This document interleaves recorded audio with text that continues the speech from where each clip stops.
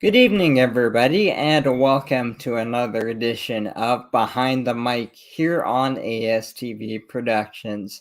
Once again, Jonathan Hodgson back with you for another week as we look forward to another great conversation with a great sportscaster. And this week, we are thrilled to be joined by Steve Schuster from the Winnipeg Goldeyes. He recently wrapped up his season as voice of the Goldeyes, had a milestone achievement of his own this season as the Goldeyes had an unprecedented season, as did a lot of people around the sports world this year, starting their season in the United States before they could shift back up to Shaw Park in Winnipeg. So we'll talk to Steve about the season that was. We'll go back into some stories from his career as the voice of the Goldeyes, as they played in the Northern League and the American Association. We'll talk a little bit about independent baseball and now partner league baseball.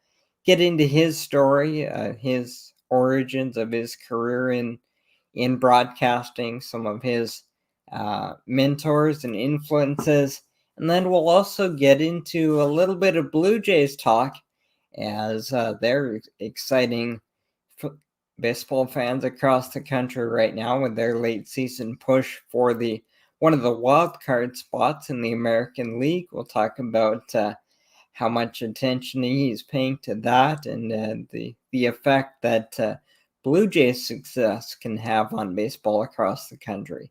So we look forward to bringing Steve Schuster on for this week's episode in our next block. But before we do that and get the chat underway, we will remind you that we are on live on ASTV Productions tonight and on Facebook. And that's where you can find all of our live and archived shows here of Behind the Mic, and all of our other shows and live game broadcasts. That's astvproductions.com, Facebook, and we're also, ASTV is also on Twitter and Instagram as well. So we invite you to connect with us on all of those channels. But we're going to take one more quick break here and jump right into it. Looking forward to a good hour of baseball talk with the play-by-play voice of the Winnipeg Goldeyes, Steve Schuster. So once again, thanks for joining us again this week and making us part of your Friday evening, wherever you may be tuned in from. We will step aside for one quick break here, and we'll be right back in with Steve. Thanks for watching Behind the Mic on ASTV. Why go solar? Solar is better than ever. Our revolutionary design and inverter equipment with the latest in solar panel technology for the ultimate in-home and business security.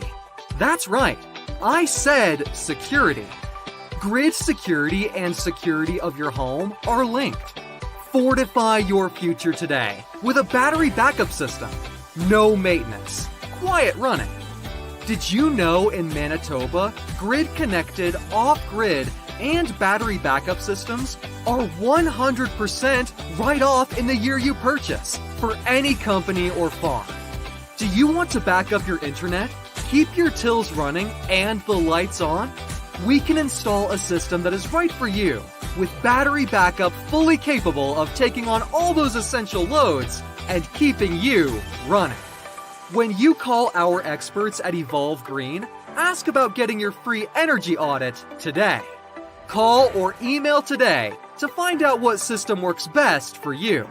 1-866-5EVOLVE or support@evolvegreen.ca.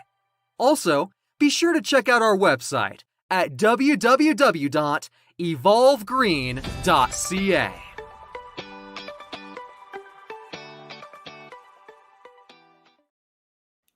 Welcome back to Behind the Mic here on ASTV Productions. Jonathan Hodgson along with you for another week, and tonight we have Steve Schuster, the play-by-play voice of the Winnipeg Goldeyes in the American Association, joining us tonight. Steve, thanks so much for joining us tonight. Hey, Jonathan, thanks so much for having me on. Looking forward to it. We really appreciate your time on a Friday night, and I understand that it's recuperation time for you right now.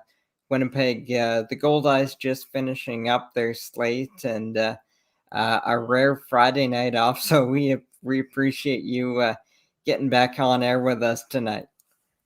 Yeah, for sure. Yeah, we just had our last game on Labor Day Monday, so it's been a long, challenging last few months for the team, but very very rewarding at the same time. But I think everybody involved is I guess looking forward to having a little bit of time off to like you said, recuperate and recharge the batteries for 2022. Yeah, and there's a few different aspects of the Goldeyes season that I want to get into here in the first block. But as somebody with baseball play-by-play experience myself, I'm curious to know what that looks like from your perspective. You've been in that routine of game every day, travel every few days. You've been in that groove for a few months since what is it, May or so, in the American Association, and now the end of the line. So from a day-to-day perspective, what is how much of a shock to the system is that to be able to shut it down and now not have a place to go every single day at the same time? It's a great question. I mean, right now I'm kind of I guess excited that you have the opportunity maybe to just kind of have a 9 to 5 for a little bit and get sleep in the weekends. Like you mentioned, this is our first Friday off here since the season had started up. But I say this every year. You're kind of relieved a little bit when the season finishes up, just because it is such a there are so many hours that are put into it on a day-to-day basis over the course of the year. But I can promise you, probably about 10 to 12 days, I'm going to be wishing that there was a baseball game to call. So we're already looking forward to next year. So what's your fall look like? Do you have off-season duties with the club, or what keeps you busy now? Yeah, I stay with the team year round. So I'm here in Winnipeg. Get to kind of gotten used to the cold winters that we have here in Manitoba. But yeah, so I do media relations. I do a little bit of sales for the team. As the team starts getting put together, we actually had a really cool announcement just a couple of days ago that we're going to be rebranding our logo and our dress for the first time in our history. So I'm sure there's going to be a lot of work going into kind of rolling that out in terms of both their tangible and digital type assets. And then I do a little bit of work for the hockey teams in town with the Moose. I've done a little color commentary for them the last couple of years, and I do some kind of research game night stuff for the Winnipeg Jets. So just enough to kind of stay involved and stay busy and kind of bide the time until the baseball season comes around.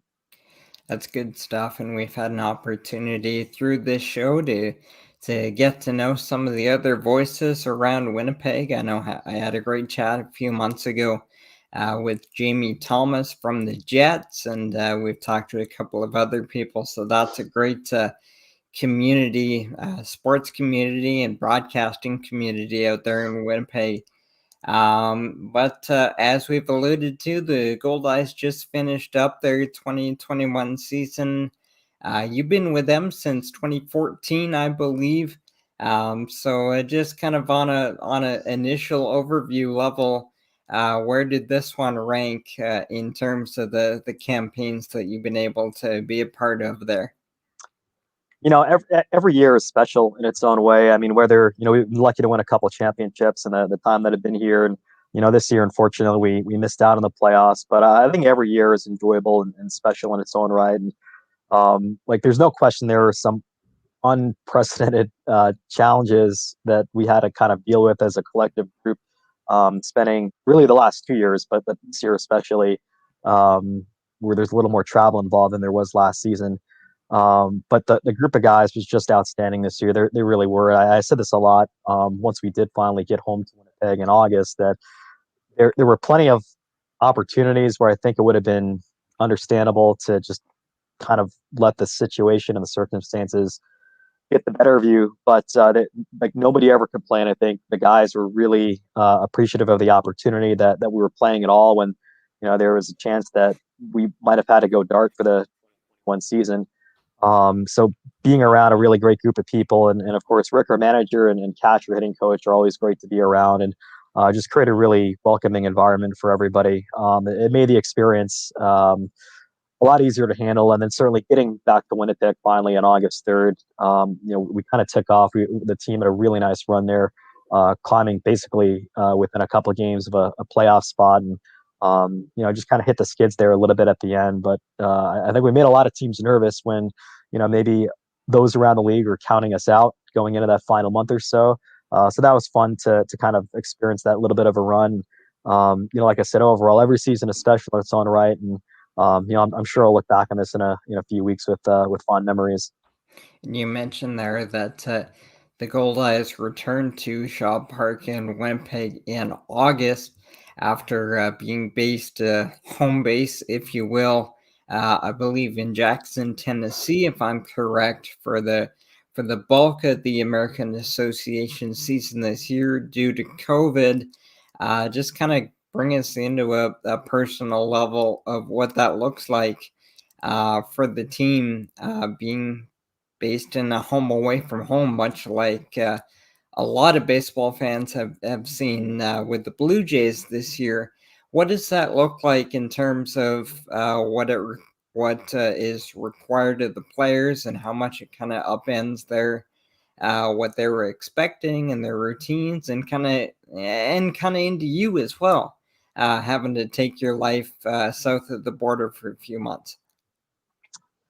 Yeah, so I think from the situation itself, like a lot of us are actually used to it because we did it last year. Like we were based out of Fargo for the entire 2020 season. And hats off to the Red Hawks for hosting us, another great organization in the Northern League, and then the American Association for kind of taking us in to make it work last year. So from that standpoint, I think we were used to living out of the hotels and living out of the suitcases there for an extended period of time. Where I think it maybe got a little more challenging this year. In 2020, the way it worked, there were only 6 teams that played, and they did kind of a hub model. So each team had a hub partner. We were with Fargo because we were staying there all season. So you played like 40 out of the 60 games in your hub city. So the travel there was travel, but it was kind of minimal travel over the course of the season. Whereas this year, it was basically outside of our situation, the league had returned to normal. We had a full team of 12, a full league of 12 teams. You were home a week, away for a week, back home for a week. The difference was we were kind of in a temporary home there down in Jackson, and they did a great job taking care of us. You kind of felt for them because they had a long-time Double-A team that had a lot of success. They had won, I think, 3 championships in the Southern League in their final 4 years, and through no fault of their own, were one of the 42 teams that got squeezed out. So that was kind of that was one of the pluses of our situation, that we were able to at least give the people of Jackson professional baseball for a few months, and hopefully they're able to get a team. I really like the facility down there. It's still Double-A caliber, and I think maybe even they could be a fit in the American Association or the Frontier League down the road. So, hats off to the people of Jackson, Tennessee, and the Generals organization for taking us in. But I think the biggest the challenge, one of the biggest challenges, was the kind of the mental warfare aspect of it. So, I mentioned earlier that camp started, I think, May 6th, and like we didn't know. We honestly, there was the chance that we weren't going to play at all as late as like the last week in April. So we're like 10 days before camp's going to start, and we're still not sure if we're going to play at all, or we're going to try the road team thing again. And we've got to get a lot of credit to our owner, Sam Cates, the last 2 years, who really sank a lot of money into keeping us afloat because he felt it was important to keep the Goldeyes in the public eye.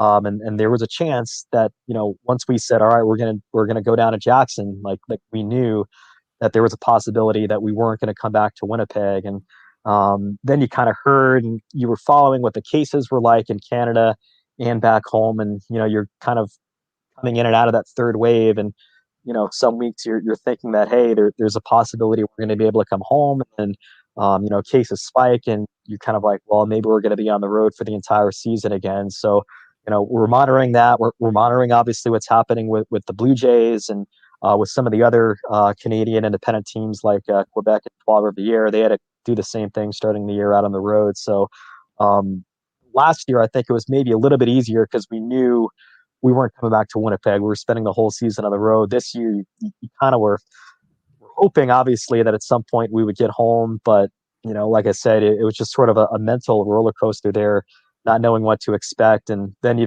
that's not even getting into the day-to-day grind that you're well aware of in a baseball season, where you got longer games, and you got the ups and downs, the emotional ride of the wins and losses on a day-to-day basis. So there was that, plus the are we not going to get back to Winnipeg, and then it was the same thing. Like we got back home on August 3rd, and as late as like July 15th, July 20th, we still didn't know if it was going to happen. So it all came together really quick. But once it finally did, you can just kind of sense it in the way, their players, that the way they reacted, how excited they were. We had a few guys that had been here in 2019, so they knew what playing in Winnipeg was like. And you just felt really good for them, for all the time they put in as road warriors the last 2 years, to get that kind of reward, to get back, even if it was only for 5 weeks.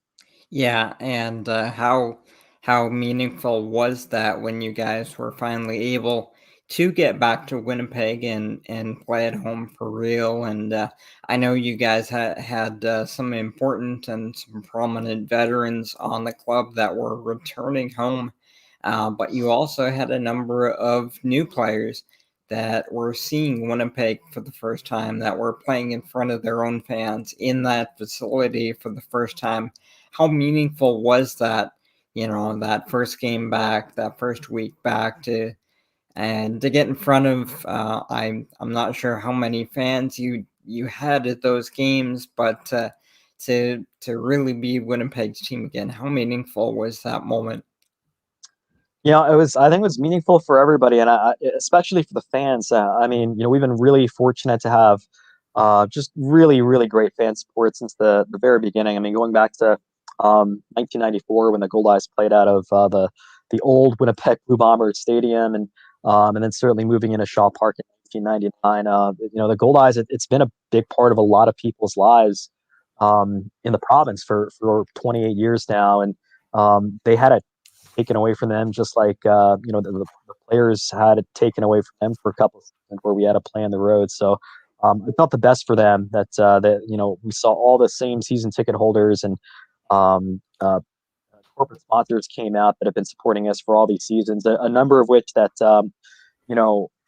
they kind of left their money with us, right? So they paid for their season tickets in 2020, and obviously we didn't play last year, and a lot of them said, hey, you know what, like we know that we know the situation you guys are in, just hang on to it for next year. And they were kind of prepared to do that again this season, when we didn't know if we were going to come home. So just really appreciative of the fans and their loyalty, and they came out in full force. We were up around, I think, 3,000, 3,500 per night, which, for not having any group sales that we were able to put together at the beginning of the year, I thought that was really good. So tip your cap to the fans for their continued support. And like you mentioned, there were a couple of guys in particular, Logan Hill and Nate Antone, who they first signed with us in 2020, but hadn't been here before that. So they literally had played for us for almost 2 years and had never seen Winnipeg until they finally got there on August 3rd. So I was super happy for them, especially, but all of the players, but those two guys in particular, that they were able to finally experience what it's really like to play for the Winnipeg Goldeyes. Now another big day for yourself came back on August 31st. You called your 1,382nd game in the American Association, which is the most of any broadcaster in league history. As we mentioned before, you've been with the Goldeyes since 2014. Did you see this coming when you started out, and kind of what were what were your thoughts? Did you have any kind of different thoughts, reflective thoughts going into that milestone game? No, I mean, we were in the playoff race, so you're really just kind of concentrating on that. I think it's more, um, it's something we kind of looked at a little bit towards the end of last year and again at the beginning of this season. I just really love the league. The American Association, I think it's the best professional league out there after the majors, and I truly mean that.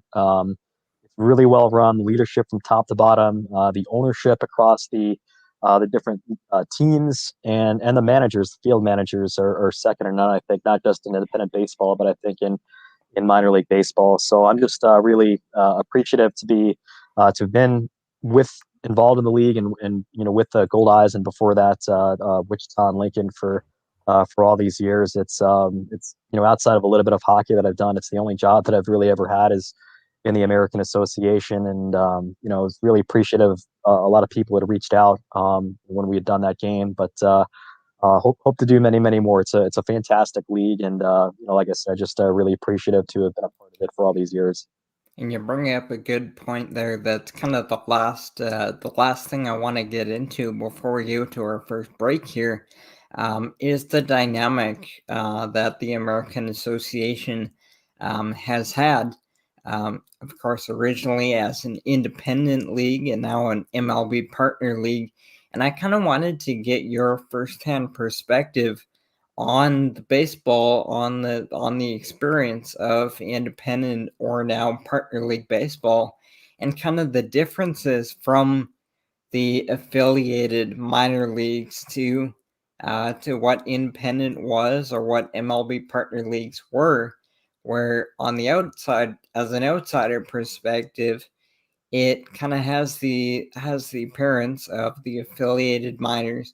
Sure, there's wins and losses, but everybody's there to work on their own game and advance their own careers. Where it looks like the wins and losses, in independent baseball or partner league baseball now, are forefront. So what can you share with us about the dynamic about the baseball and the American Association? Yeah, it's second to none. So first, like our our whole mantra the last couple of years, I mean, it's been this way since the league, going back to the Northern League started. But I mean, there's a couple other independent leagues that have maybe experimented with some things that haven't necessarily gone over well with players or managers or fans. And the American Association really prided itself on, not just the winning side of it, which is part of all of independent baseball, but we still you got to throw four balls for an intentional walk in our league. We don't put a runner in second in extra innings. We just play baseball. It's a traditional 9 inning baseball game, and we're really proud of that, to be honest with you. But in terms of the winning mentality, I'll just tell like Monday was the last day of the regular season.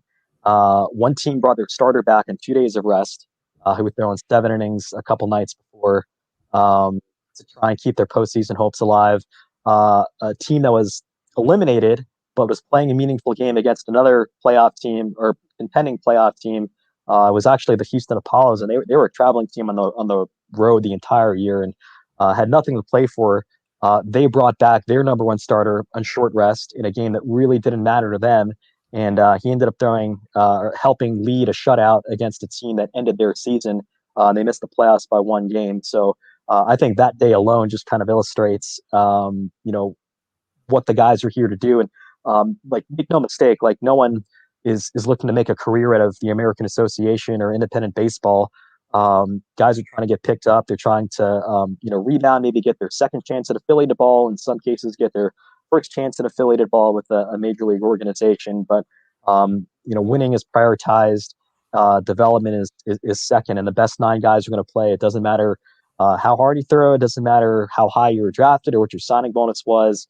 The best 9 guys are going to play in a given day, and the manager is going to roll with that. The teams are trying to beat the brains out of the opposition every single night. So it's a lot of fun. The competition's great. The talent has been unprecedented the last, I'd say, 5 to 6 years, where it seems like every roster is just flush with double A, triple A guys. There's the team that's one of the teams in the playoffs right now, Kansas City, has like 7 big leaguers on their roster, which is just unheard of. So it's a great product, and we're just hoping to continue to grow that as a league. And I know I've had a little bit of experience myself with one of the Goldeyes standout infielders, Wes Darville. He has some Canadian national team experience, and I've had some time with him through projects with the Canadian Baseball Network. So I have a little bit of a soft spot for him as well.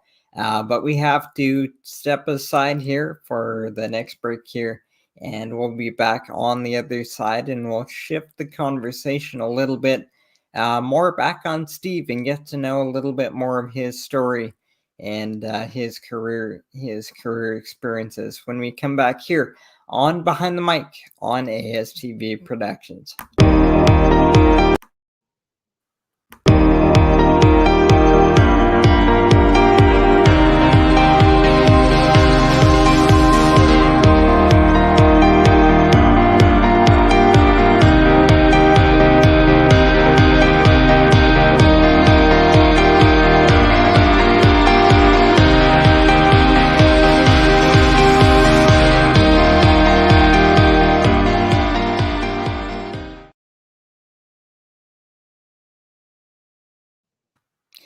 Back here on Behind the Mic on ASTV Productions, Jonathan Hodgson with you alongside Steve Schuster this week, the play-by-play voice of the Winnipeg Goldeyes. We had a good time in the first block talking about the season that was for the Goldeyes and a little bit about baseball and the American Association. And before we turn the conversation kind of back on you, Steve, I bring up on that first block your milestone that you achieved this year, your 1,382nd game called in the American Association.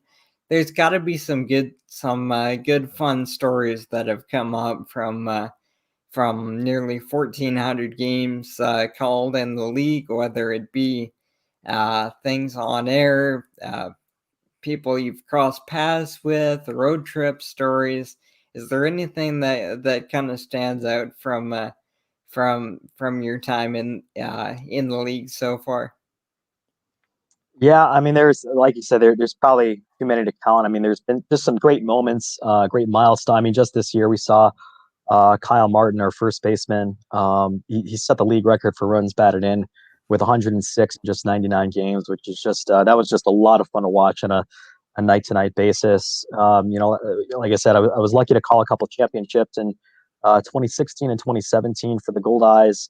Let me think here. I guess something that as far as a crazy moment that kind of affected a lot of different people, and it really came down to an error that I made on air. So in 2011, I was with the Wichita Wingnuts in the American Association, and it was us, the Gary Souster Railcats, and the St. Paul Saints. There were 3 of us that were tied with 2 games left, but there were only 2 spots, so someone was going to get left out. And I think the Saints were actually up a game. And long story short, if we had the St. Paul had won, and if we had lost our game, it would have clinched a playoff spot for St. Paul Saints. And we're on the road, and we were in El Paso, which was one of the cities that was actually in the Mountain Time Zone. So our game, in relation to everybody else in the league, started a little bit later. And we're down a run in the 9th, and we have the tying run in second with 2 outs, and I forget who was up, but he hits a pop up to the left fielder, and I made a mistake that I think a lot of broadcasters have made. I just kind of assumed it was going to get caught, and I said he made the catch, but he actually dropped it, and then the tying run came across the score, and then we actually ended up taking the lead and won the game. But this is before all of our games were streamed online, so the only way you could really tune in was either on the Gamecast or by listening on the radio or on the audio stream. So like I said, St. Paul, if we lost that game that night, they were going to be in the playoffs, and they were listening to our webcast, the clubhouse, with everything was taped up. They were ready to like pop the champagne, and as soon as I said like he made the catch, they erupted in celebration and like went through the whole like popping champagne bottles for probably 10-15 minutes, and then somebody, I guess, checked the game cast and said, "Wait a minute, they tie the game," so they stopped and then kept listening, and then we ended up taking the lead and we closed it out in the bottom half of the ninth. But luckily, the next day, they actually won again, which outright clinched a playoff spot for them, and it actually clinched a playoff spot for us as well. So I felt really, really bad about that. George Samus was the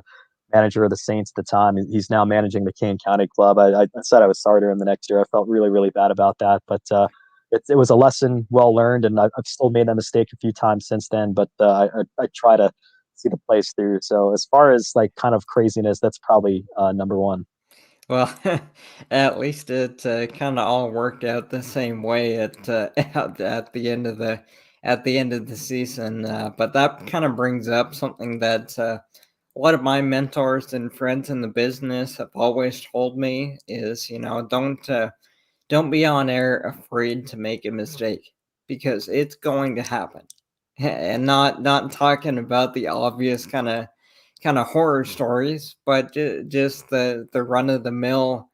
It's kind of like a player. Don't play not to lose. And like Jerry Howard, the former radio voice of the Blue Jays, would always tell me, don't be afraid to make a mistake, because little blips are gonna happen, and you just gotta learn. You gotta learn to roll with it, and you gotta bring confidence every day, like a player.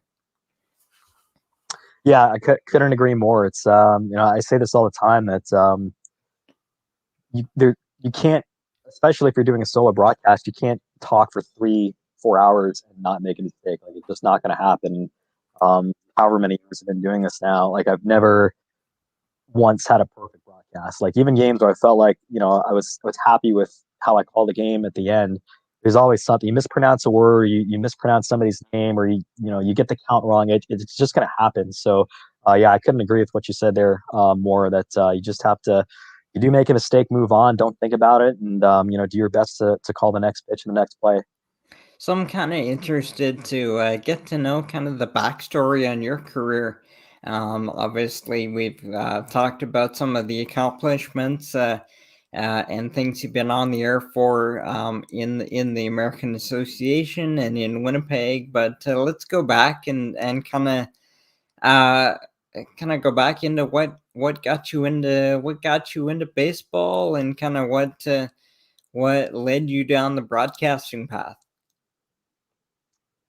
Yeah, so I mean, I've just always loved the sport. I mean, I try to play. I wasn't very good, but I played little league town ball. I played a year of high school ball, and I was a huge Mets fan growing up. So they have a really passionate fan base, and I was lucky because they had really passionate broadcasters. So like growing up, like for a while, we only had one TV in the house. So like my dad and I would let our mom and sister kind of watch whatever they wanted, and then we would listen to the Mets games on the radio to kind of hear what was going on. And at the time they still had Bob Murphy, the late great Bob Murphy, who was one of their original. He was their original broadcaster starting in 1962, and he was paired with Gary Cohen, who's now the TV voice of the Mets, but he was their radio guy for a long, long time. And Gary was like a lifelong Mets fan who grew up listening to Bob Murphy. So they just exuded a lot of like energy and passion for the Mets that kind of kept me captivated listening.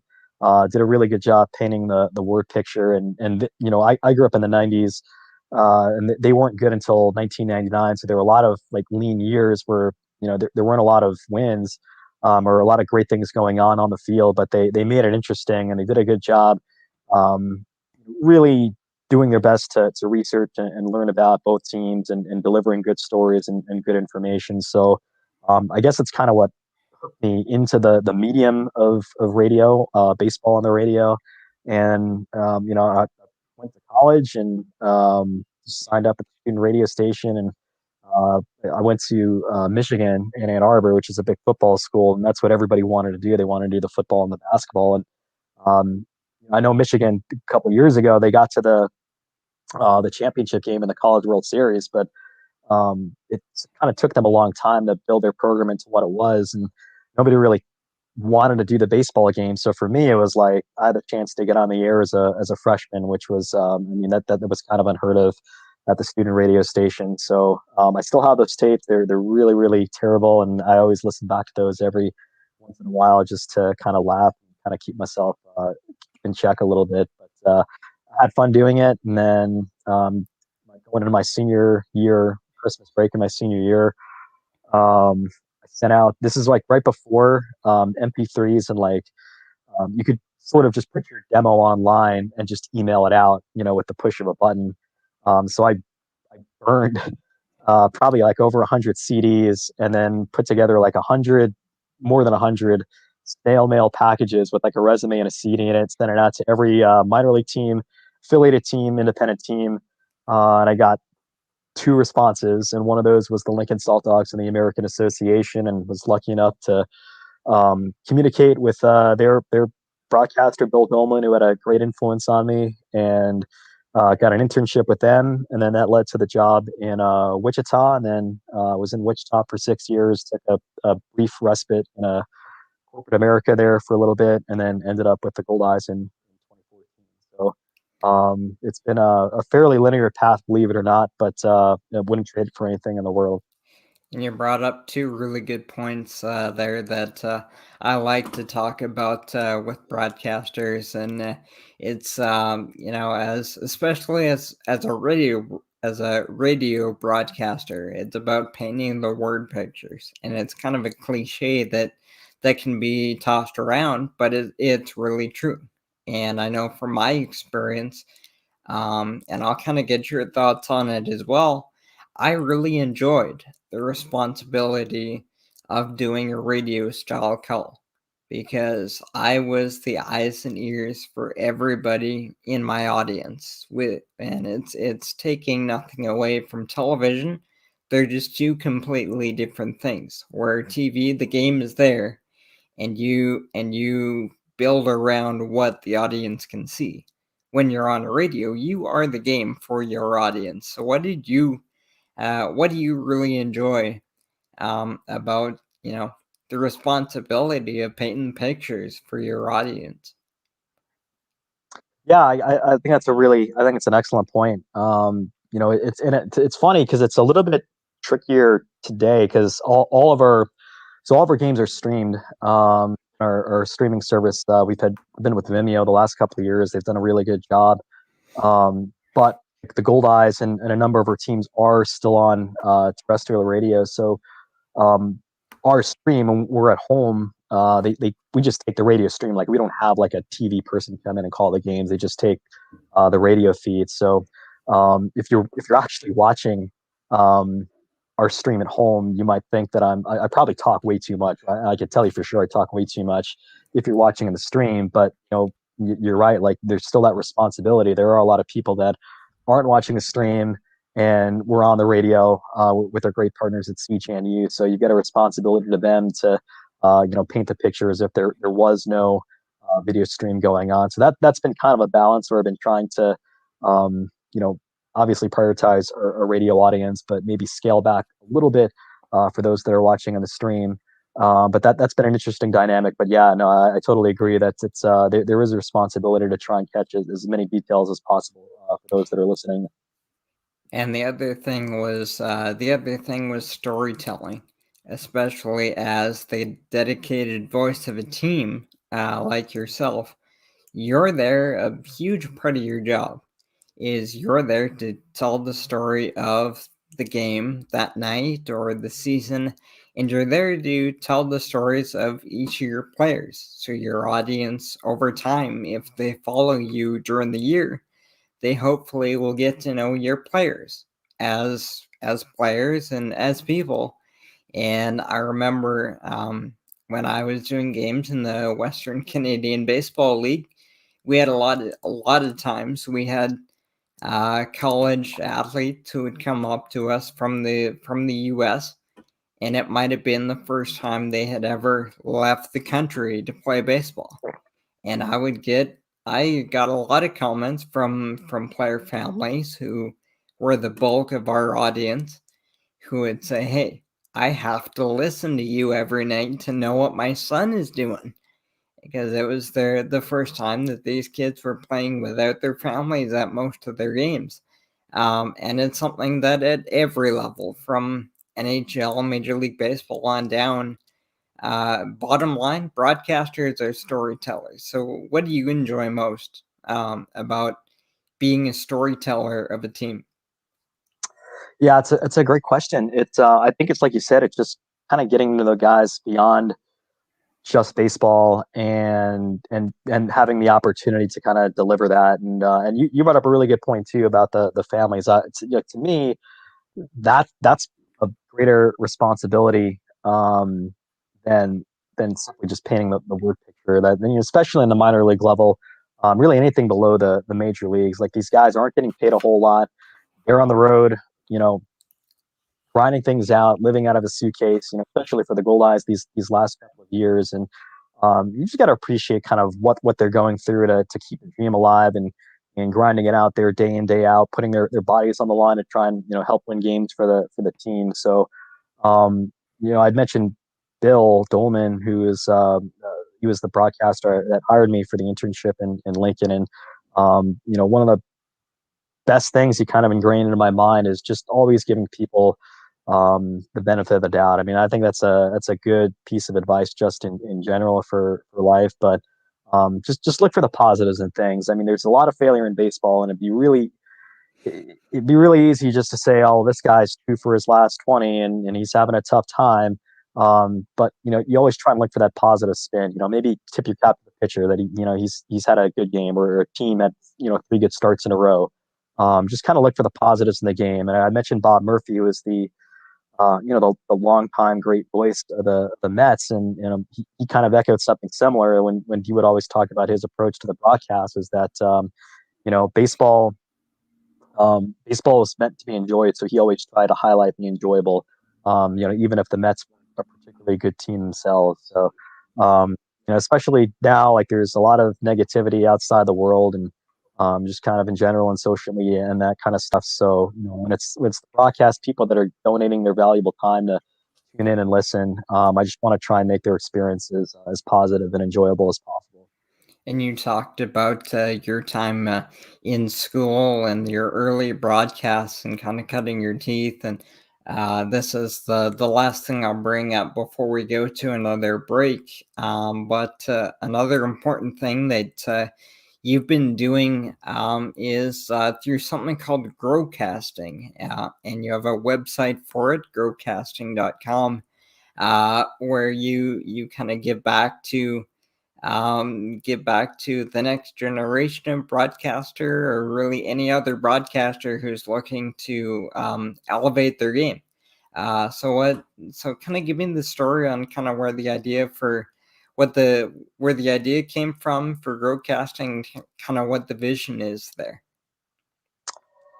Yeah, so so first, I've done a really poor job the last couple of years. I've kind of neglected it. I haven't written as much as I did when I started that in 2017 or 2018. But yeah, so the idea was just to have build a structure out that someone that is maybe just starting out in the industry, or is looking for help, to kind of follow. We call it the 5 tools of effective broadcasting. It's not meant to be like the be all end all, or this is how you have to uh, carry yourself to do an effective broadcast. But it was more of kind of a compilation of things that I've kind of learned through trial and error, things that have worked, things that maybe haven't worked, where I had to kind of learn from my mistakes. But just sharing a lot of the kind of more specific and tangible, I guess, broadcaster life hacks, if you will, just to try and make your experience a little bit easier, and deliver the best possible product to your listeners. So that was kind of the genesis of it. I really hope to, maybe if we're back to a more normal off season this winter, to spend a little more time in sharing information, because there's a lot more that I kind of wanted to put out there. But that was really where that started. And it's just kind of want to help people out. Like, I've been really lucky. Like, um, I'm just kind of trying to keep this going as long as possible, right? So I've been lucky to have the experience that I've had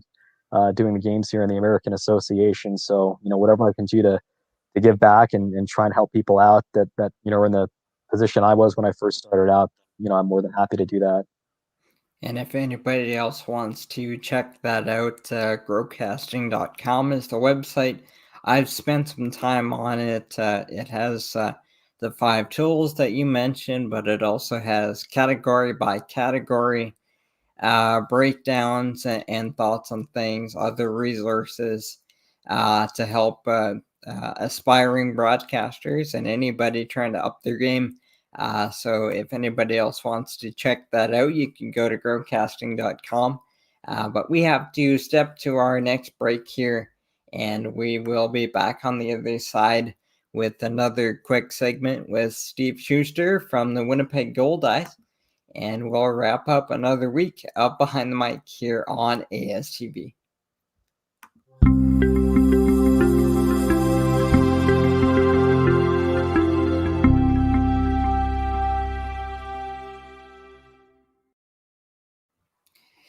Back again for one more block, visiting with Steve Schuster from the Winnipeg Goldeyes. The voice of the Goldeyes just finished up their season in the American Association, and it's been all baseball all the time here tonight, just the way I like it, an old baseball head myself, so this has been a lot of fun, Steve, to talk baseball and talk broadcasting. And we started by talking about the fact that you just finished up your season and are shifting gears a little bit. And there's been a lot going on in the sports world as it pertains to Canadian athletes and Canadian teams. I know there's a lot of success going on in tennis right now, and the Olympics recently finishing up. The Blue Jays are going streaking right now. How much attention are there other sports that really grab your attention? So actually, I kind of, I invest so much time, even in the off season, and kind of following the American Association and the Goldeyes. That's kind of like my number one. I would say that takes up probably 99% of my attention year round, to be honest with you. So I don't follow MLB as much. I kind of follow from afar. Like even the Mets. Like I was a diehard Mets fan growing up.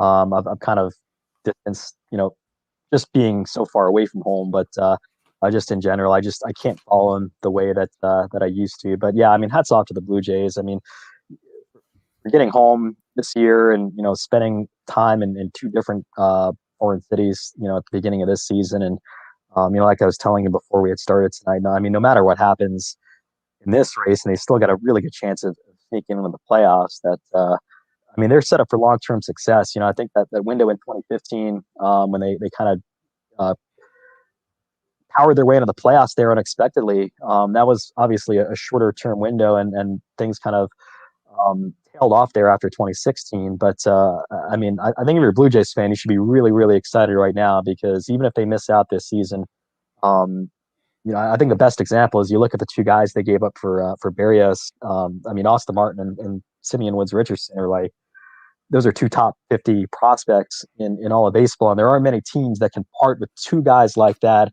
and still be set up for the long term. So I think that gives you a good idea of the young core that they've got, both offensively and on the pitching side. And I know Nate Pearson just came back not too long ago, and I mean, that's a guy that could be another like game changer. Maybe not as a starting pitcher this year, but in a year or 2, I mean, he could be legitimately a number one, true number one Roy Halladay type starter. And if his development reaches that point, then all of a sudden you've got somebody else to add to the young hitting, and some of the other young pitching that they have right now. So I think they could be, have a nice 6-7 year run like we've seen from teams like the Astros and the Dodgers, and of course the Yankees and the Red Sox and Rays. But I think the Blue Jays could be primed for something similar here as soon as next year. Yeah, you hit on an important point there. The fact that this run that they're on in September might be the ushering in of the start of their next competitive window. And it looks, as you can never assume, but it looks like they're built to be good for a while. And I think that's that's part of the excitement is for me individually as a fan of watching the games. It just I'm as guarded as anybody. So it really took me until they finished off that sweep of New York to win 8 in a row and they're only half a game back to finally go, oh man, like they're here. And I think the difference in the excitement they're generating right now is the fact that this is the start of what could be a few years of them being a contender. And this might just be the beginning of it. This year might be the least of it. Whereas the last time they were in the playoffs in 15 and 16, that kind of had a little bit more urgency to it because there were a ton of veterans on that team. There was a huge deadline in 2015 to put it all together. And it was kind of like, okay, it's now or never because that you didn't know how long that was going to last. And it didn't last. It was 2 years and it was over. Where this one could be here for a while. But kind of bringing it back to the other levels. I was wondering if you have any thoughts with like we're talking about the excitement that the Blue Jays generate across the country when they're competitive and when they're in the playoffs. Have you seen in past playoff eras for the Blue Jays? Does that have an effect at all? A trickle down effect on baseball throughout the country, whether it be the interest in people checking out the game, being introduced to them, and then checking out their local team, going to Goldeyes games, kids participating in baseball. Do the Blue Jays kind of have any role in spurring on the enthusiasm for baseball in this country? I think so. I mean, I can only speak for Manitoba, which is I mean, a decent ways away from Toronto. But when the Blue Jays had that run in 15 and 16, they were definitely you could just notice a lot more people just walking around the streets in Winnipeg that were wearing Blue Jays jerseys and Blue Jays gear. And that 15 run in particular, I remember playing like in a slow pitch softball league, and people were kind of planning their days around the Blue Jays playoff game that night. Like, we need to be done by this time because like the Jays are playing, like there's a game going on. So yeah, I think very much so that it has a positive effect. I mean, even at the goal eyes games, when the Jays are good, you might see a few more fans wearing Blue Jays jerseys to the goal eyes games. So I definitely think it has that effect. And I think it'd be awesome if maybe Montreal could get a team back in MLB in the future, and just kind of double that effect for Major League Baseball in the country. Yeah, and it's easy. Obviously, it's easy to just point at the Blue Jays being the only major league club in the country right now. But we'll kind of wrap up the show a little bit on this note. We started talking a whole lot about the Goldeyes, and I have experience, as I alluded to, with the Okotoks Dogs in the Western Canadian League. And the Goldeyes have been, for a long time, they've been a class, absolute industry leader in independent baseball and now MLB Partner League Baseball, packing Shaw Park, which is a state-of-the-art park still and kind of a destination point in Winnipeg there. But now you're seeing something that's, of course, a little bit closer to my experience, what the Western Canadian League is doing, with especially in Alberta, with now 7 or 8 top-of-the-line summer league facilities for kind of the next level of market, the little bit smaller market that can really wrap their arms around summer league baseball. And then here on the West Coast, where I'm located now, you've had the Vancouver Canadians in affiliated baseball for the last 10 years or so, really since they joined on with the Blue Jays. They've been packing Nat Bailey Stadium for years, every single day.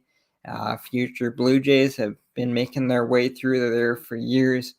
As much as we can talk about the Blue Jays kind of being the figurehead for it, there's a lot of really good things happening for baseball around this country right now. Yeah, no doubt, and I hope it continues to grow. And I know there's actually been a lot of great players from Winnipeg that have gone out to play for the Okotoks program. So it's hats off to them for what they've been able to build here. For so many years, one of the top college summer teams I think in the entire world.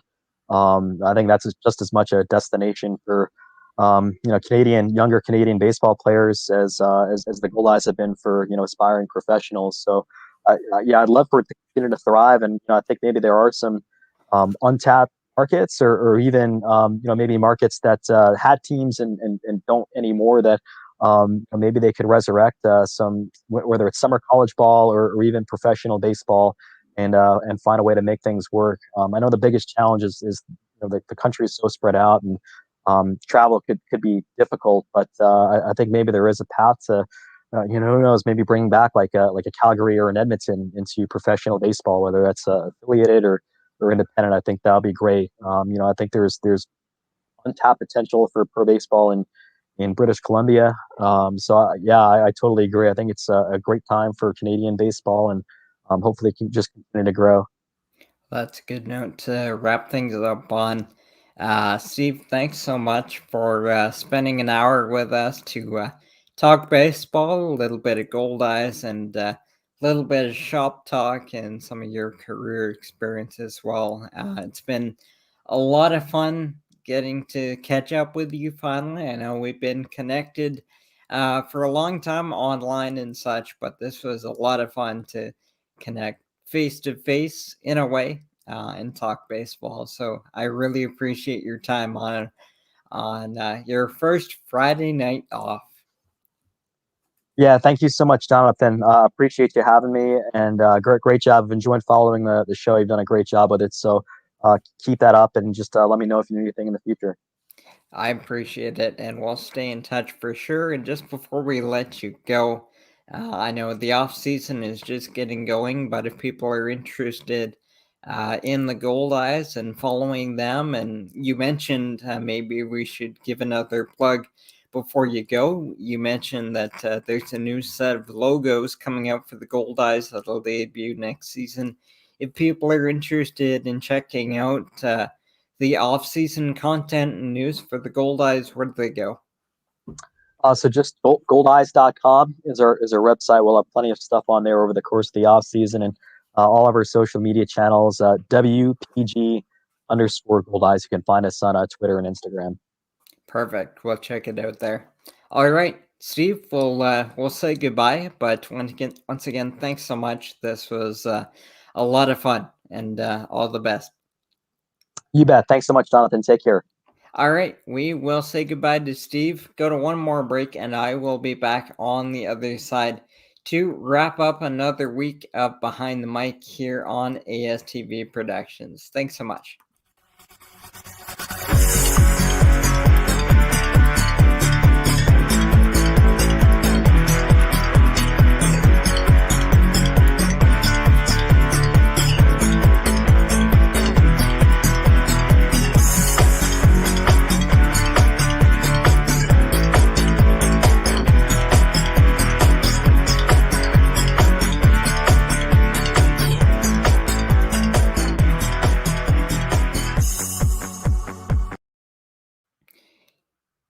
And one more time, welcome back to Behind the Mic on ASTV Productions. Jonathan Hodgson back with you to wrap up another show for another week of Behind the Mic. Many thanks to Steve Schuster from the Winnipeg Goldeyes for stopping by and spending an hour of his Friday night with us, his first off-season of Friday night, as the Goldeyes just finished up a few days ago their 2021 season in the American Association.